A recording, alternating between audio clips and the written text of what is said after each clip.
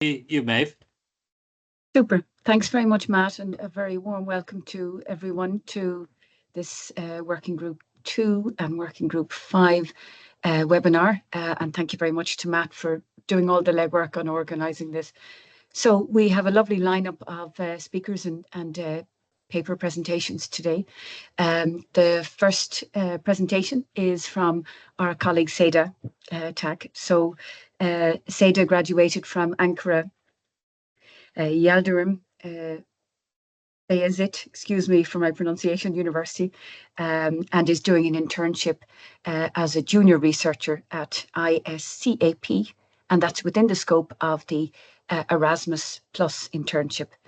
And Ceyda is going to present on conducting a systematic review about her experience actually of conducting the review, and she'll cover the purpose and the importance of systematic literature reviews and the step-by-step process, which is really important, and an introduction to the PRISMA framework to enhance the transparency and quality of reviews. So that's our first paper.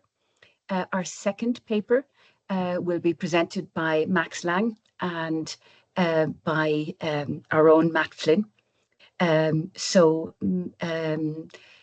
This really is Max, sorry, just to tell you, Max is a PhD student at the Institute of Psychiatry at King's College London, and is part of the newly formed Artificial Intelligence in Mental Health lab at the Department of Psychosis Studies. So very importantly, they'll use AI techniques to improve understanding of mental health disorders and improve diagnostic, prognostic and treatment tools available for mental health clinicians, probably needed now more than ever. And Matt, as we all know, our colleague here, is an esteemed professor of work and employment at the University of Leicester and is Working Group 2 leader. So Max and Matt are going to have a look at some research they've done on creating pathways for older workers to retire early as an easy way to free up jobs for younger workers. And what does this mean for older workers and delayed retirement? So very timely and very consistent with our Diginet ethos. So each paper will be presented for 15 minutes, and I will be giving the speakers a 5-minute and a 1-minute warning, and then there'll be 15 minutes for discussion and questions, etc. So I'm going to hand the floor now over to Ceyda. Thank you. Hi, everyone. Can I share my screen? Okay. Here. Is it clear now? Yes, okay. Let's start. Hi, everyone. I'm Ceyda, and today we will talk about conducting a systematic literature review. First things first, what is the systematic literature review? It's a process that systematically scans and analyzes all the literature available around a specific topic or research question. In other words, we can compile the studies that have been conducted to date in a particular field and evaluate them in detail. And what is the purpose and importance of systematic literature review for students? First things, I want to talk about the comprehensive overview. Systematic literature review brings together existing research around a specific topic. Then it helps us to understand what has been studied before and what gaps exist in academia, so we can develop a deeper understanding of research areas.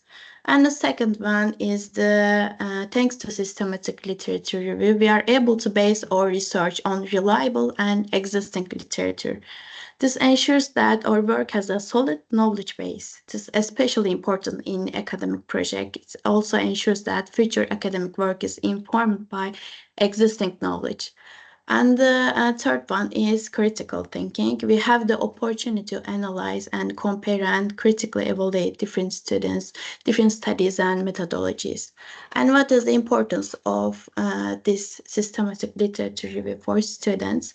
First, it contributes to the development of our research skills. We learn basic skills such as the literature searching, data extraction and analysis, and which is extremely valuable in both academic and professional life. And the second one, it's also critical for identifying gaps. It's show us which areas needs more research and give us the opportunity to formulate our own research question and contribute to these areas. And throughout systematic literature review, we learn to assess the quality and reliability of studies.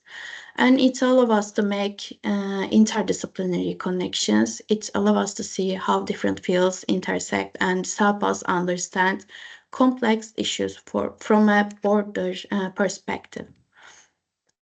There are such different types of systematic reviews in the social science. Today I want to focus three of them. First one is narrative review. This type of review is widely used in the social sciences and helps to better understand theoretical frameworks by summarizing findings.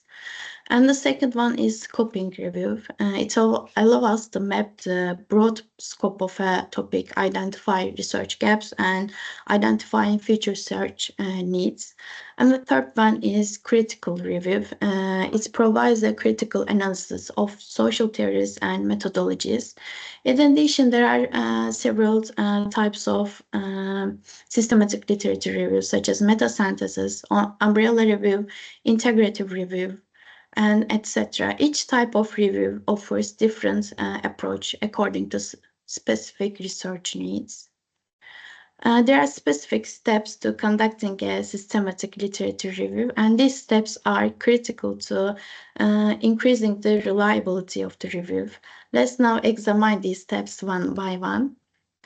Now, step one, the first step is clearly defined. Activ link-ul. Nu trebuie să intri de acolo, cu să proiectezi aici, dar... Sorry, the first step is clearly define your research question. Da, apare activ? Ok. A well-formulated question will guide your entire review. In social sciences, you can use the SPICE framework. The research question will guide all stages of the methodology. And for example, our research question could be how do social support systems affect access to educational opportunities for young people living in rural area in Alentejo compared to those in large cities like Lisbon or Porto. The SPICE framework encourages thinking about the research question from different angles. And this method provides the research with the opportunity to elaborate not only main theme of the review, but also its context and elements of comparison. We can also examine the question according to SPICE framework, like setting is like rural area, and the perspective is young people aged 16 and 24. Intervention is like social support system. Comparison is young people, and etc. In this way, the researcher can conduct a multi-phased and comprehensive analysis, not just a superficial one. And step 2 is developing a review protocol. You can include the PRISMA guidelines in your research from these steps onwards, but I will mention the PRISMA in step 8.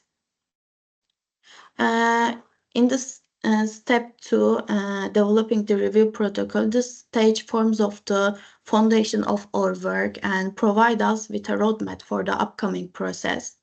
For example, our objectives, our methods, and inclusion and exclusion criteria. All these steps and all this criteria will determine the scope of our research and provide transparency during the data collection process. Additionally, this stage that ensures that our literature review is repeatable and reliable. And in step 3 is literature search. Conducting a literature search is this step crucial. It allows us to gather all the relevant studies that will inform our research. And for example, to begin comprehensive literature search, we will conduct a thorough search across multiple databases such as Scopus and Google Scholar. Each database has its unique strengths and coverage. And we can use the keywords and Boolean operator. We will refine our search using this combination of keywords and Boolean operators, such as the and, or, and not, for example, social support and educational opportunities, adolescents or young adults, social support, not family. And we can use wildcard for in these steps, and we can document the search strategy. As we conduct our search, it's important to document our all research strategy meticulously. This includes nothing the keywords used, the Boolean operators applied, and the database search. And the step 4, screening and selection process. Now we arrive the fourth stage, and the first thing first, I want to talk about the gathering articles. Once we have gathered a comprehensive list of articles throughout our literature search, the next task is to screen these articles carefully and read these articles reviewing titles and abstract, and if it fits your search, we can use then the full text review carefully and ensuring relevance. We should ask ourselves, for example, does this study provide valuable insights? Does it contribute to answering the questions we set or investigate? If the answer is yes, it will likely to be included in our final selection. And the step 5 is the data extraction. Now we move on the 5th step. And this stage is critical as it allows us to collect and analyze key information from the studies we have included. First things, a standardized data extraction form. We can create a standardized data extraction form to systemize the process. This form will outline the specific information we want to collect and from each study, such as design, sample size, type of intervention, and outcomes. And then throughout the data extraction process, ensuring consistency is essential to apply the same criteria for each study. This means that every team member should adhere to these standards, which enhance the reliability of the data we collect and allow us to draw comparable results. And double data extraction. In some cases, maybe employing a double data extraction method can be beneficial because in this approach, two researchers independently extract data from each study. The extracted data in them compared, this minimizes the potential for errors. And data management and documentation, we extracted data utilizing specialized software to organize the information is also crucial. And step 6, quality assessments. This step is essential for evaluating the reliability and validity of the studies we have included in our analysis.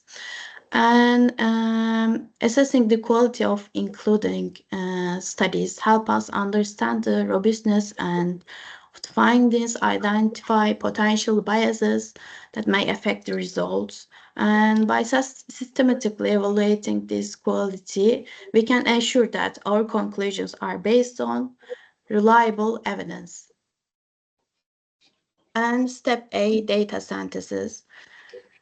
And this step allows us to analyze and combine the extracted data from the studies we have included, helping us summarize the findings and draw meaningful conclusions. The data synthesis involves bringing together the information gathered during data extraction phase. Depending on the nature and type of studies, we can employ either qualitative synthesis or quantitative meta-analysis. And now the step A, reporting results. Now we move on this step. It's allow us to communicate our findings effectively and transparently to the broader research community. Clear and structured reporting ensures that our systematic review can be understood and built upon by other researchers. It enhances the credibility of our work and contributes to the body of evidence in our field. Let's begin with an introduction to the PRISMA. PRISMA, which stands for Preferred Reporting Items for Systematic Reviews and Meta-Analysis. It's widely respected framework designed to improve both the transparency and quality of systematic review since it was established in 2009. Why is PRISMA so important? Because it's making systematic reviews clear and consistent. By following PRISMA guidelines, researchers and even students can make sure their work will be well structured and minimizes biases and enhance the reproducibility. Now, sorry, there's 5 minutes remaining. Okay, thank you. The framework has two essential parts. It's PRISMA checklist and the PRISMA flow diagram. The checklists are 27 essential items that guide researchers in reporting their systematic reviews. These items cover every critical section, such as the title, abstract, introduction, methods, results, discussion, and funding sources. The checklist ensures that authors clearly state their research question, outline their research strategy, and specify the inclusion and exclusion criteria for studies. Following these steps helps researchers provide a thorough and transparent account of their review process. The second key component is the PRISMA flow diagram, which visually maps the progression of studies through each review stage. This includes the number of records identified, screened, included, and any reason for exclusion. It's a powerful visual tool that allows readers to quickly understand how studies were selected and why certain ones were excluded, making the review more accessible and easier to follow.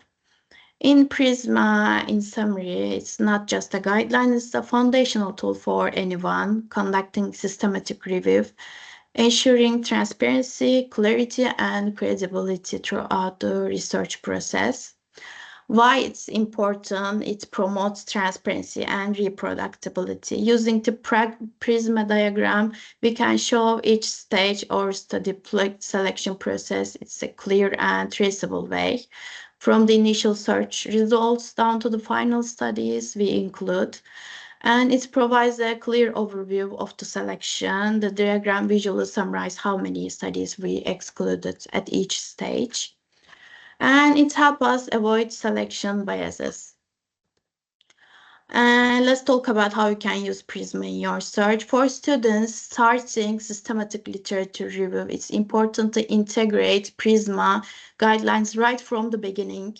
Start by getting familiar with the PRISMA checklist and flow diagram. It's used and use them in your research. It's boost your research and academic work, and we're following such as reporting standards is often required. And here you can use two technology tools for your research, such as the Covidence and Ryan streamline the screening process by allowing researchers to important stations track and inclusion and exclusion decisions. Covidence, for example, automates the data extraction process and helps manage references, ensuring the researchers can focus on analysis and synthesis rather than administrative tasks. And sorry, Ceyda, sorry, 1 minute remaining. Okay, the last step is step 9. It's in last step. Remember that systematic literature review can become outdated as new research emerges. You should update your review periodically. And yes, that's all. Thank you.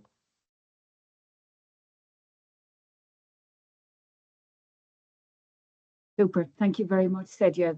A very interesting presentation and a very thorough process for the systematic literature review.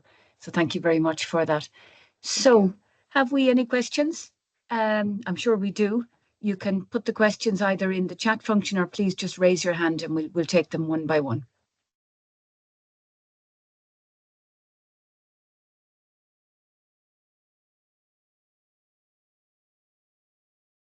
Go ahead, Matt.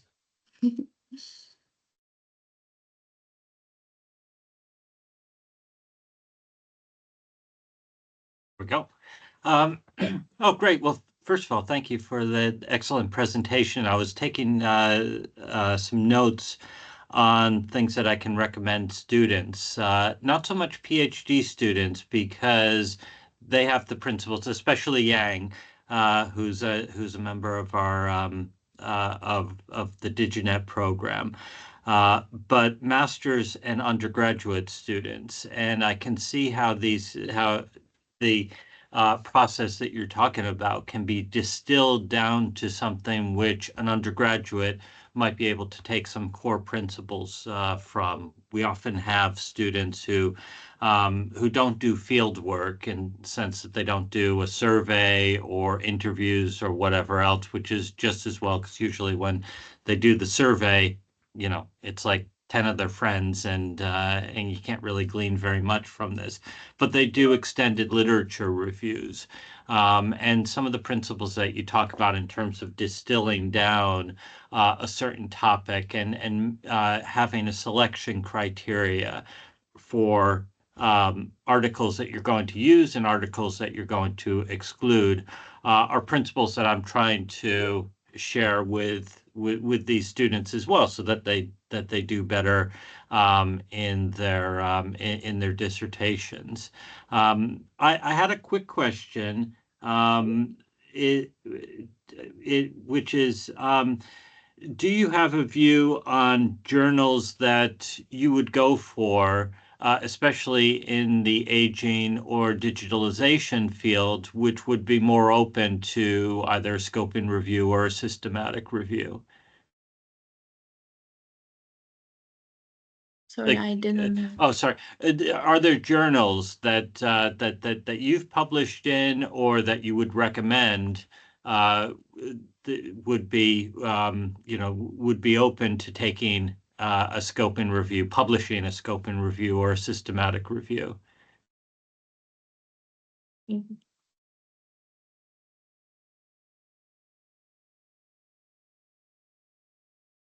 And for oh, sorry. Please go ahead.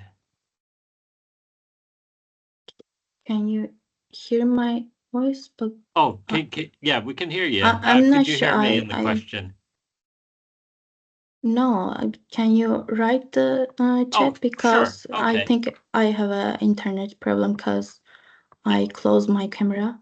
Oh, okay. I'm sorry about that. It's let me see how I can put it into the chat.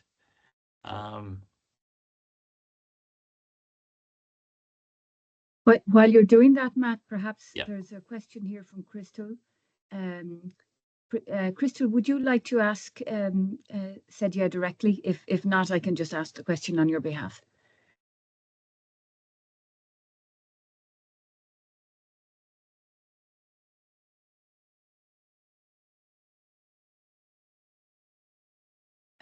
Crystal, you may be. Oh yeah, quiet here. No problem. Okay. I'll just ask the question, Crystal. So Maybe Crystal was wondering. Maybe you can hear my voice, and I can answer the Crystal's question. Hi, Crystal. And my supervisor has a lack of experience, and she published the systematic literature review about artificial intelligence in higher education, and she published in a journal. I don't have this much type of the experience, but she has, and maybe I can share your question with her, and I can answer your question with email. What do you think about it?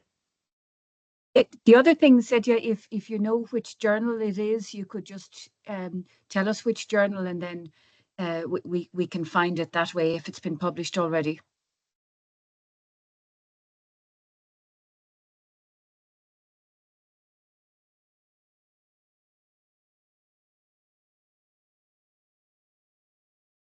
So you may see in the chat function, Ceyda, there's a couple of other questions there.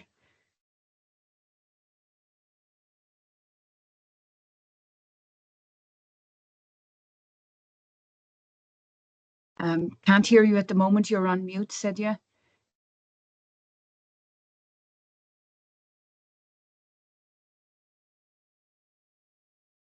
So there may be, I think Ceyda is having internet problems. So perhaps we can return to this, Ceyda, or by all means, if you wanted to address the questions in the chat function, that may solve the problem at the moment. Are there any other questions for Ceyda? I see there are two. There's one from Matt asking the question that he had asked, and then Asaf has asked a question as well in the chat function.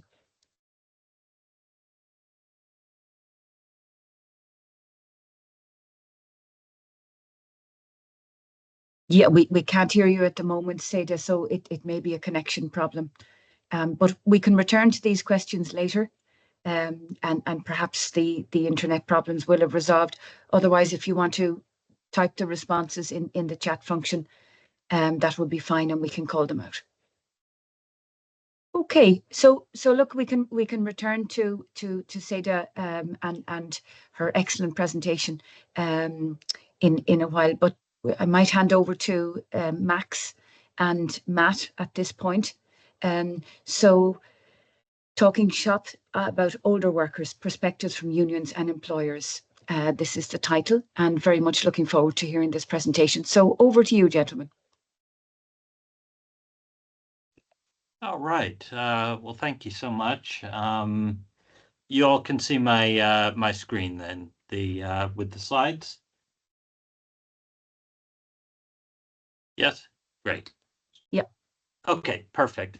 So this is actually this is a paper. Well, there are two papers which Max and I are working on, and they seem to have evolved a little bit over time. There was a project which I had completed some time ago for the European Commission on social dialogue and active aging. So in effect, to what extent is aging and older workforces a topic which trade unions and employers are talking about, and how are they talking about it? And it involved some workshop discussions. It also involved some written submissions, which I've been analyzing to sort of find the underlying arguments which the two sides have when it comes to older workforce issues. I was developing a paper a little while ago, and like many of you may have experienced, life sort of got in the way in the middle of the papers, and I sort of put them to the side. Max and I have a colleague, Richard Twumasi, I'm sorry, who got in contact with me a little while ago, and we were talking about this paper, and I was sort of thinking about ways to revise it. And I told them that what I was doing was I was manually coding all of the interview material and the workshop discussions and the written submissions. And he said, well, you know what? You could try maybe instead of doing this the manual way, get with the program. It's the 21st century. Why don't you try machine learning instead? This could be a process which would be a little bit faster in terms of in terms of teasing out some of the arguments that unions and employers are articulating when it comes to aging workforces. And we got in contact with Max, who's a colleague of Ricardo's, and so we're developing a second paper around this. So I'll briefly talk a little bit about the the starting point for the research, and then Max will talk a bit about how machine learning could tease out some of the things, some of the objectives that I had that I initially had in the research. So the overarching question, which I've been seeking to answer, is how do we unpick the contradiction when it comes to aging and industrial relations, and to some extent, social dialogue in Europe? On the one hand, people, for the most part, are living healthier and longer lives, and that should mean that there should be more opportunities for older workers to not only extend working lives, but to develop new careers and have new opportunities to do different things in the world of work. On the other hand, especially in Europe, there's been what's been called a collusion towards early retirement. In other words, employers, when you ask about older workers, will say things which are generally positive, but if they could avoid employing older workers, they would, because their skills are less recent than younger workers. They're perceived as more expensive. Maybe they're more resistant to change and so forth. So if push comes to shove, if they have a choice between older and younger workers, they usually choose the younger workers. Trade unions also have, to some extent, an interest in pushing older workers out of the workforce as well. Frees up jobs for their younger members. It gives them an opportunity to offer early retirement to their older workers. It's seen as a win-win, and therefore there's often a collusion between the two sides. The employers want to get rid of the older workers. The unions want to get rid of the older workers. That's what they're going to do. However, in Europe and in most Western economies, this might be sustainable at the meso level, but it's not really sustainable at the macro level. Populations are aging, and if more people are retiring early, then you're not going to have enough workers to run the economy. And therefore, there's been a realignment of social partnership away from favoring early retirement towards active aging. So more of a focus on the first issue: how do you create more opportunities for this healthier and longer living older workforce, rather than how do you find ways to allow them to retire early. So the key questions that I was looking to answer was, one, is social partnership and employers, are they reorienting their ethos towards an active aging framework? And two, what can we find out when it comes to the rhetoric? And is there an underlying ethos which is still around early retirement? The second question, which Max will address, will be the question of can machine learning help us better tease out some of this discourse? When it comes to trade union responses, there's also a contradiction in terms of their mandate. On the one hand, they're there to renegotiate the terms of aging and to move employers away from a mindset of the economic uselessness of older people. In other words, older people's skills can be used to benefit the organization, and therefore they should embrace extended working life.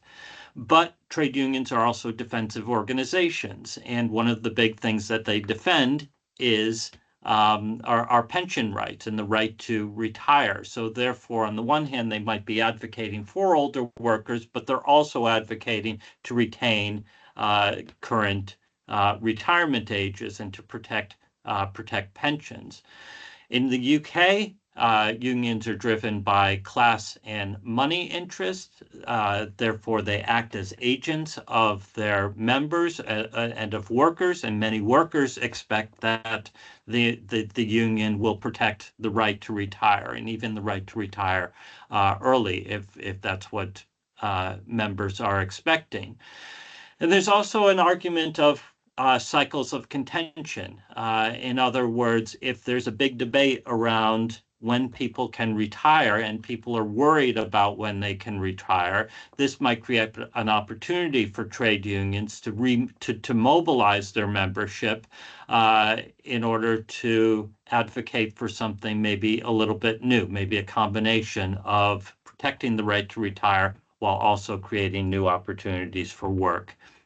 The two data sets that we're using here is one set of workshop interviews, which came from the European Commission project, in which we spoke to unions and employers separately about workplace active aging, how they thought about it, what the HR implications would be, resulted in some training material, as well as a what we called a request for evidence from the National Health Service, where pension ages were rising, and we sent out a request to employers, to trade union sides at the national and local level to talk about the implications in their own workforces. So there we have 7 employer workshops, 4 union workshops from the first project, and a couple of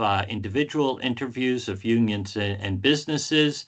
Almost 200,000 words came through these workshop discussions, and then we have some written responses. Some of the written responses were from trade unions, some of the written responses were from employers. Some of them were actually written together, so you might have an NHS trust in which the union and the employer get together and they write out the response. Here we represent radiographers, and therefore the impact of rising pension ages will have this effect on radiographers. In terms of manual coding, there were 4, this comes from an earlier study from the British Journal of Management. They identified 4 overarching themes which come out of how employers talk about aging. One is in terms of competencies. Do they talk about older workers in a positive way, in a negative way, in terms of, say, for example, that the skills that older workers have are redundant or they're not updated with changing technology? Or do they talk about it in a positive way? Older workers have experience, that experience can be used to support younger workers through mentoring and other training programs. Secondly, the attitude towards change. Again, is it negative? Older workers are resistant to change. They like to do things the old way. Or is it positive that they embrace change? Third is body and mind, how they talk about health and well-being. And then fourth is commitment and motivation, commitment to the organization. Do they talk about older workers as just waiting to retire, running out the clock, or in a positive way? Older workers who have been with an organization for a long time and therefore the most committed of the workforce. I added a 5th code there as well, because I was looking at not just employer interviews and employer dialogue, but also trade union side, and introduced the idea of labor market issues. Do employers and trade unions talk about older workers in a negative way, crowding out younger workers, displacing them, or in a positive way and creating a bigger economy and therefore creating more opportunities for younger people?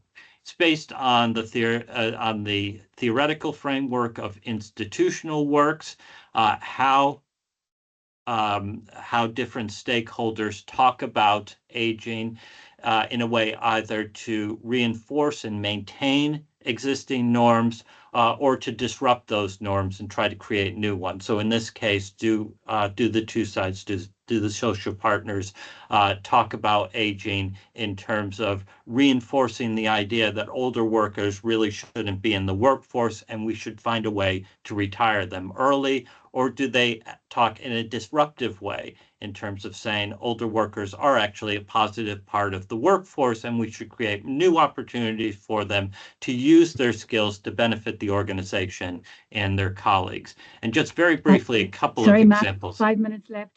Okay, I'll very briefly just note a couple of examples of these.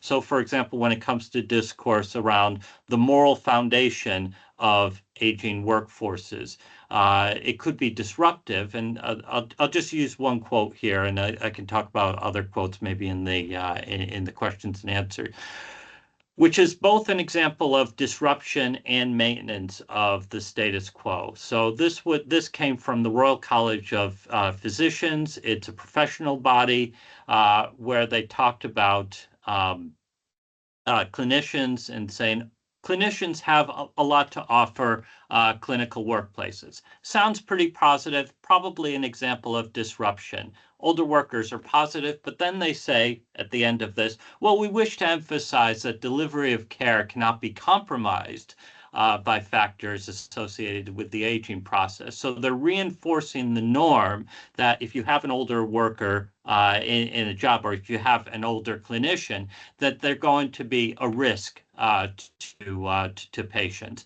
I won't go through the other ones because I want to move towards the juicy part of the discussion, which is the machine learning. So I'll hand it over to Max. Thanks very much. Can you pop up the slide? I think yeah, that's the one. I don't know anything about aging and whatnot. I'm not trained for this, right? I come from the machine learning just as an engineer, more on the psychiatry side.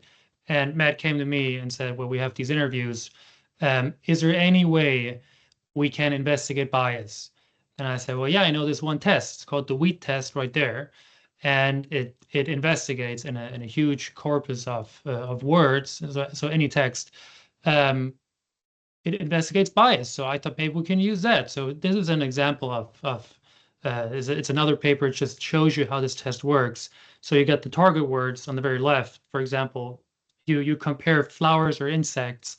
Are flowers more associated with pleasant words than insects are? And now glove, word to vec, and all the other, those are algorithms that are trained on Google News articles or Wikipedia or whatnot. And now it's all big and all confusing, but it's actually very, very simple.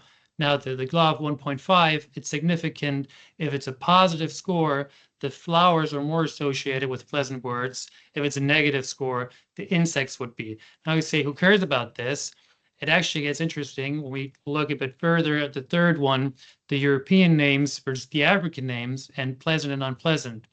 So here we've got the glove algorithm, and again, significant high score, positive 1.41 for the European and American names, says they're more associated with pleasantness than our African names. Now, again, who cares about this? These algorithms are actually applied for anything, job recommendations or even criminal profiling. So if my algorithm is sort of racist, it's not great. And we just, again, I don't know anything about ageism or whatnot.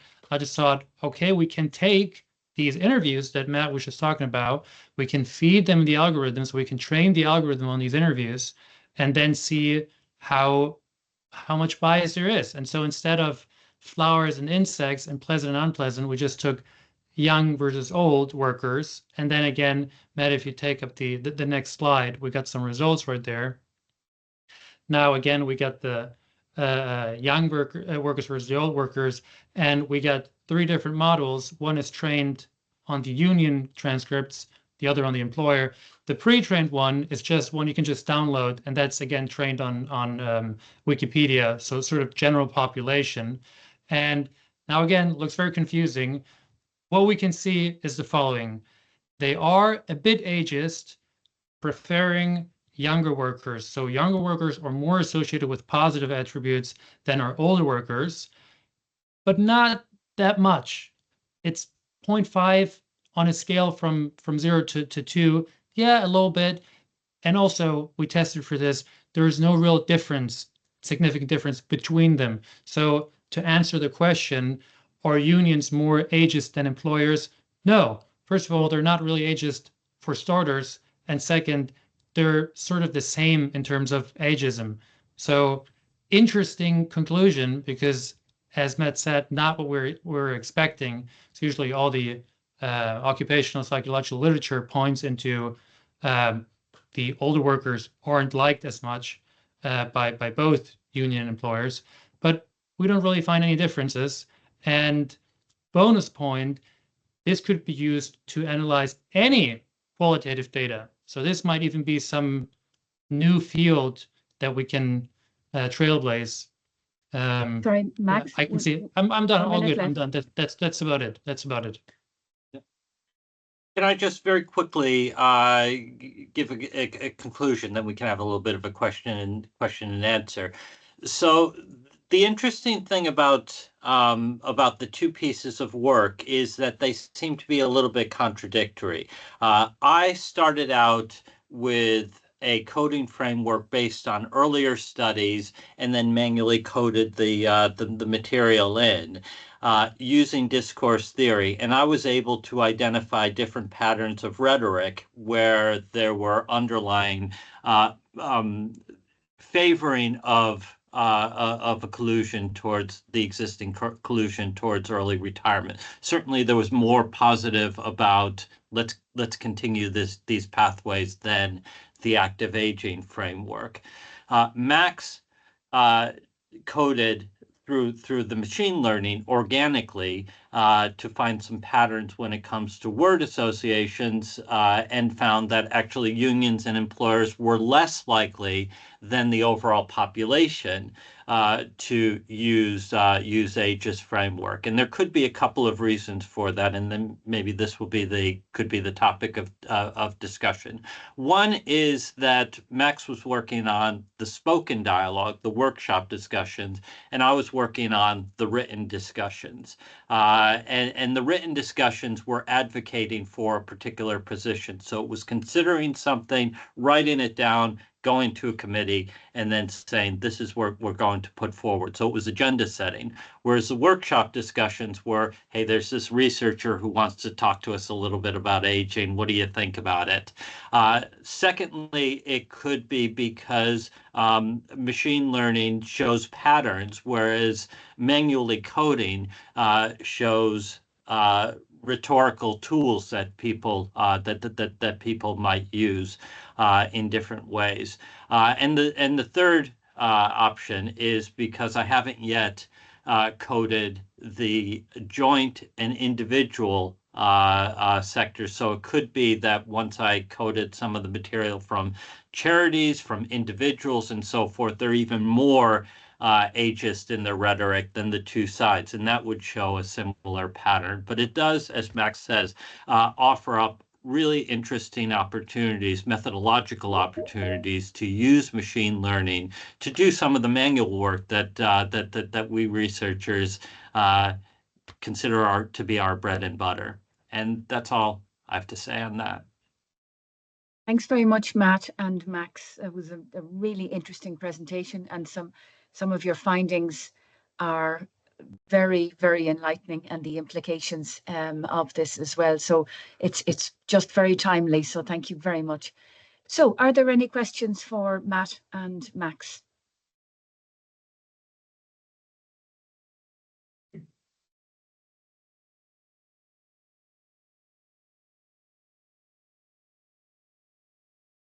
So if I may ask a question, this study was conducted in the UK? Yes. Yeah. Do you expect, or do you imagine that results would be similar across different parts of Europe or particular parts of Europe? Or would you think of extending the study beyond the UK? We do have it's a good question. So we do have through the Aspire project workshop discussions from Spain, Poland, and Italy.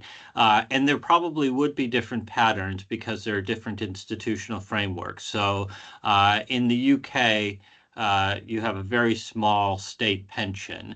Most of the pension most of an individual's retirement savings either comes through personal savings or organizational savings, whereas, you know, a country like Italy, it comes from the state. And therefore, there's more of an incentive for the employer and the union to get together and go to government and say, you know, the pension age is, you want to raise the pension age from 65 to 67. Here are all the reasons why we think this is a bad idea for the manufacturing sector or wherever else. So this collusion towards early retirement is much more embedded in continental Europe than it is in the UK, or I imagine in Ireland, and certainly much more than the United States, because, you know, they're advocating for a particular policy, and the policy is keep the pension age where it is because we don't want to have to deal with, you know, aging workforces. Thank you very much, Matt. Absolutely. Any other questions for Matt and Max?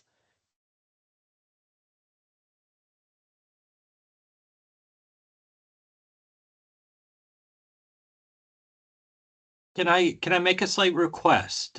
We've got a draft of the paper on a as a pre-publication. In fact, what I'll do is I'll put a link to it there. If anybody wants to, would like to have a look at it and offer us feedback, feedback would be very gratefully welcome. This is based on the machine learning side of things. I'm a little bit behind the 8 ball when it comes to the manual coding. But if you have some feedback in terms of the machine learning part of it, which I think is probably the more exciting bit, for academics in particular, you know, to what extent can you use machine learning to do the things which you had done before in terms of cutting and pasting in NVivo? And I think what we found, Max, correct me if I'm wrong, is that it's very useful to some extent, but there are still some ways in which manual coding is necessary. So what machine learning is very good for is showing some patterns in terms of discourse and patterns of words that are used and associated with one another. And that can enable, as Max showed, to identify certain themes which come out based on the patterns. What it might not be so good for is identifying some patterns of discourse. So the example that I had before of somebody saying, older clinicians are great. We love them. They make a wonderful work contribution to our workforce. But, you know, you have to make sure that they don't affect the patient care, you know, in terms of a wink and a nod. That qualitative aspect of it, probably machine learning isn't up to yet. So there's still a role for us researchers out there. And I think the second paper that we'll be working on, in which we can compare those two approaches, will say something really important when it comes to use of machine learning in research. Super. Thank you very much, Matt. And yeah, it would be really interesting to see that pre-publication. And I would say if you have a particular deadline that you'd appreciate some feedback from people, maybe just mention that as well. So any other questions for Matt and Max? You can add them into the chat function or just raise your hand. We would love to hear from you.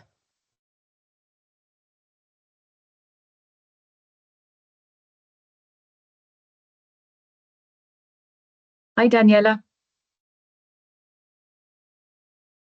You're on mute, Daniela. Yeah. Hi, hello. Thank you for the presentations. Very interesting association between qualitative and machine learning analysis of the qualitative data gathered. Can you, I'm curious about, and there are also some of our students from an international master program joined your seminar. Can you detail a bit how did you work together in analyzing the data? I mean, how did you spread your work in analyzing using machine learning or the coding we all know? Max, do you To want to Matt take and that one? Max, yeah, if it's possible. I'm not sure I really get the question correctly. Is it more technical, or is it interpersonal, or what would you like me to focus on? Technical is good. Okay, so I mean, again, Matt approached. He's friends with my PhD supervisor, and Ricardo, and Ricardo just said, "Yeah, ask Max," and we just got together, and like I said in the presentation, I said I don't know anything about ageism. I know there's this test for bias, and it can test any bias that we tell it to, and so I wrote the code for the. It's like an ANOVA, you know. You Yeah. can analyze anything with it, and so I just put in analyze for ageism, and I told these guys what I'm finding, and they said, well, that's very interesting, and they both of them wrote the background on the more ageism literature, and I just put in the findings. You know, I was more like the statistician of it, and the rest was Matt and Ricardo. Thank you. Yeah, so from my end, it was pretty easy. It's just a case of taking all the transcripts, cut and pasting them into a Word document, putting it all together, taking out, interviewer ... or whatever else, and then throwing it over to Max. But I think what's quite interesting about this is the overlap of the themes which came out based on traditional thematic analysis, where you have a paper, it's identified these 4 themes, which I mentioned before, and then let me just put this on screen if it works. Here we go. So manually coding by putting the code in initially, so the competencies, the attitudes, the body and mind, commitment, and so forth. That's putting the coding at the front end, and then coding accordingly to what Max has found by using using all of the material to organically come up with some. So there's also the health descriptor, which is the same before as we found as the initial study. There's the issue of competencies, age-based competencies. Personality descriptor, I think, is a little bit different, but could probably be closely identified with commitment and motivation. Although there wasn't this issue of intergenerational fairness and labor market issues. So I think we can probably say something about how the 2 ways of coding which come up with sort of a similar framework. Sorry, I was putting in the new link to the paper, because I was clicking on it, didn't work, and I put a new one in. Apologies, please again. Great. Thanks. Thank you both. That's brilliant. Victoria, you have a question. Hi, I'm really sorry I'm so late. I had a meeting desperately overrunning and I'm trying to catch up. So apologies if you've covered this or it's not relevant. Just please say. I'm worried about how much ageism discrimination there is in the recruitment process. I think you're talking about that, but it sounds like it might be written. Can you test out the algorithms looking at what people put the recruitment process? I guess it's the algorithms are looking at CVs.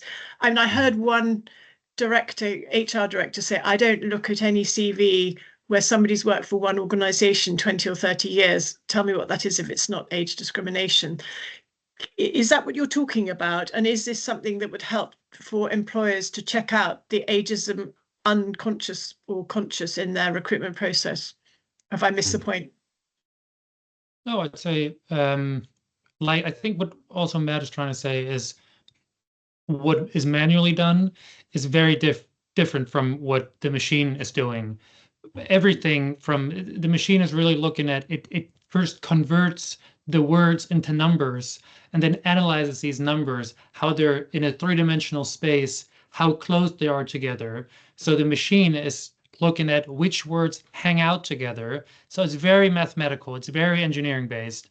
And I'd say in a couple of years, it can do what Matt now can do manually, but not yet. So it's a very different approach. It's probably not measuring what you're talking about, but more implicit. You know, it's just overall bias, but not in the traditional way.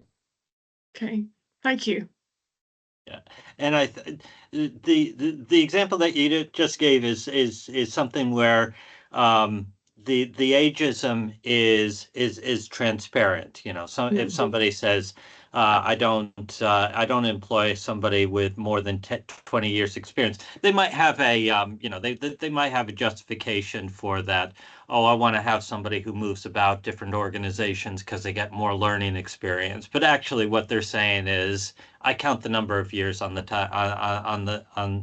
the fingers of my hand, and it's fairly obvious. The trickier thing is to find identify where rhetoric is used to advocate one thing, but they actually mean something different. There's a term in discourse theory of valorizing, where you might give an example of somebody in a particular job. Like, so you say, in my role, I employ 10 clinicians, you know, if we get the NHS example of this, and one of the clinicians is 60 years old, and she's doing the job just as well as anybody else, and we think that she's A-okay. Well, on the surface, it sounds like what you're saying, that everybody is equal, but really what you're saying is, hey, look at this person who's the exception to the rule.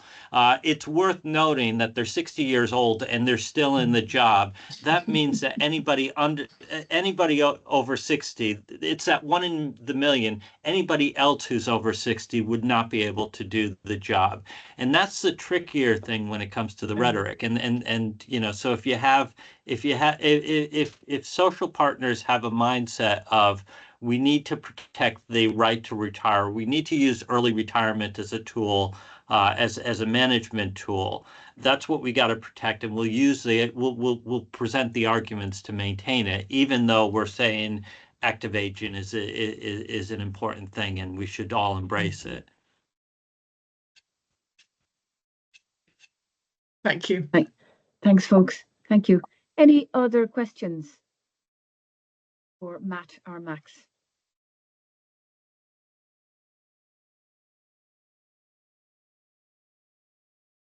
If not, we might return to Ceyda. Ceyda, I'm not sure if your mic is working, or you wanted to say anything about the questions asked about your presentation. Can you hear me now? Yes. Oh, finally. First one, I wanna talk about Matt's question. While preparing this presentation, I had done some research and taken notes about the articles, and I found some Q1 journals, for example, Aging Research Reviews, and Journal of Aging and Health, and Computers in Human Behavior.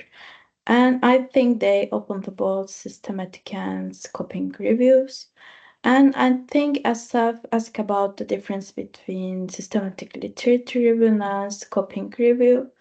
And systematic literature review focus answering the specific question with strict methods and evidence synthesis, but scoping review broader exploration of a topic, aiming to map the landscape and identify gaps. Yes, I think I can say that about the questions.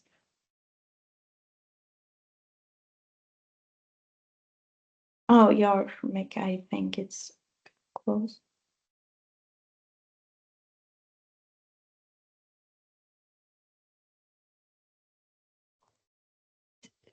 Thank you, Ceyda. Sorry, you may have mentioned, you may have addressed Matt's question there.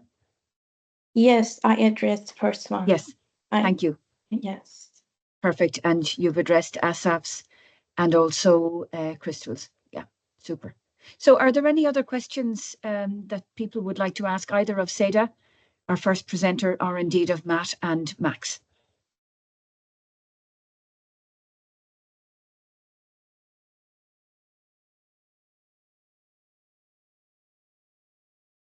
Okay, thank you very much, folks. Matt, I'm going to hand back to you probably to close off the session, but on my behalf, it was a pleasure to hear those two presentations, and thank you very much for your engagement. And we will be having another joint working group 2 and 5 webinar. It may well be in the new year, Matt, rather than December. But if there is interest, we would be delighted probably to host it in December as well. So please reach out to Matt or myself in that instance. So back to you. Thanks very much, Matt. Oh, thank you so much, and thank you for chairing the session today, Mav. Just the last thing to say about this, as Maeve said, we're working group 2 and working group 5 are working together on delivering the workshops. But they require speakers, and I think I've exhausted everybody talking about every piece of research that I'm working on. So it's over to you all as well. We've designed this in a way that that it's open to everybody, from a senior professor to a PhD student and everybody in between. So if you have a paper that you're working on, if you have an idea which you're developing and you want to get a little bit of feedback from that, if you've got a PhD student who doesn't have that much experience in presenting to an audience, this is a great friendly audience to present to, then certainly put your name forward or nominate somebody who can give a presentation for this. Both Maeve and I will send out an email reminding everybody of this, and we'll try to come up with a timetable for next year, a rota for speakers, and we'll try to front end deliver this so that we've got something for the entire year, because it's a great way to to get in touch with one another and to talk about some of the things, some of the research that we're doing. So if you have a paper you want to present, you want to bounce some ideas off of with the paper, come forward for that. If you know somebody who's developing a paper and you want to nominate them, they don't have to be a member of Diginet. They don't have to be a member of our working group. Do that. And particularly if you've got a PhD student who you want to give some experience of delivering your research in front of a friendly audience, this is a great format to do that. And that's all I had to say. So thank you so much. Thanks very much, everyone. All right. So we'll have a schedule. We'll send out an email. We'll have a schedule for the new year. So thank you so much. Thank you. All the best. Bye-bye, everybody. Oh, and we'll be putting this on YouTube as well, so I'll send a link for that. Great. Bye-bye. Thank you, Matt. Take care. Bye.